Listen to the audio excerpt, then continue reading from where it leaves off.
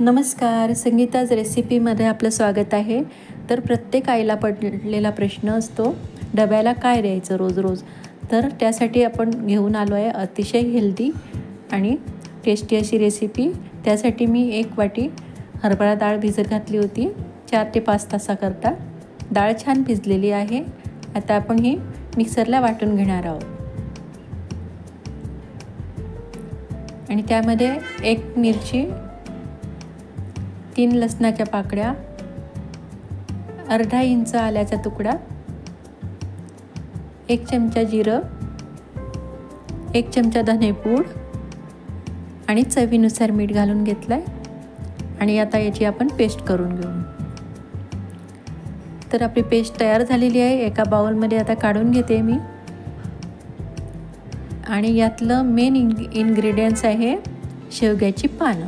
आता ही पानं मी स्वच्छ धुवून घेते आणि बारीक चिरून यामध्ये आपल्याला घालायची आहे. तर शेवगा म्हटलं म्हणजे यामध्ये भरपूर प्रमाणात आयर्न आणि कॅल्शियम असतं. तर मुलं असं खात नाहीत, तर आपण अशा प्रकारे तुम्ही त्याला नक्कीच खाऊ घालू शकता मुलांना. तर अतिशय हेल्दी आपली रेसिपी होणार आहे. आणि हरभरा डाळ म्हटलं म्हणजे यामध्ये भरपूर प्रमाणात प्रोटीन आणि फायबर असतं. तर आता आपण गॅसवर पॅन ठेवलेला आहे. त्यामध्ये आता तेल घालून याला पसरवून घेते.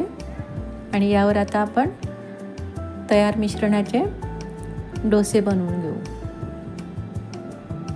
अशा प्रकारे आपल्याला डोशासारखं आपलं हे बॅटर पसरवून घ्यायचं आहे. तर ही रेसिपी लहानांच्यासाठी तर आहे, पण मोठ्यांसाठी डाएटसाठी खूप हेल्दी अशी आहे. तर आणखी कलरफुल आणि हेल्दी होण्यासाठी यावर मी आता बीटरूट किसून टाकलेला आहे. आणि त्यावर आपण चीजही घालून घेतो आहे. चीज मुलांना खूप आवडतं, त्यामुळे ते मुलं नक्कीच खातील. आता आणखी खाली क्रिस्पी होण्यासाठी आपण तेल सोडून घेऊ. आणि याला वरतून शिजण्यासाठी आपण झाकण ठेवून याची एक वाफ काढून घेऊ. आता बघून घेऊ आपण. हे बघा किती सुंदर असा रंग आलेला आहे. तर असंच कलरफुल आणि हेल्दी असल्यामुळे मुलं नक्कीच आवडीने खातील आणि पुन्हा पुन्हा मागतील. आपला डोसा बघा किती सुंदर झालेला आहे. आता ह्या डोस्याला आपण फोल्ड करून घेणार आहोत. अशा प्रकारे असं आपल्याला फोल्ड करून घ्यायचं आहे. आणि याचे आपल्याला कट करून घ्यायचं आहे. याला आपल्याला मुलांना डब्यात द्यायचं आहे, म्हणून आपल्याला असे कट करून घ्यायचं आहे.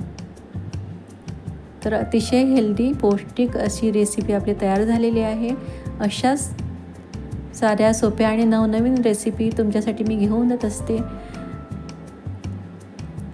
नक्की लाईक करा, कमेंट करत जा आणि आपल्या चॅनलला सबस्क्राईब करा.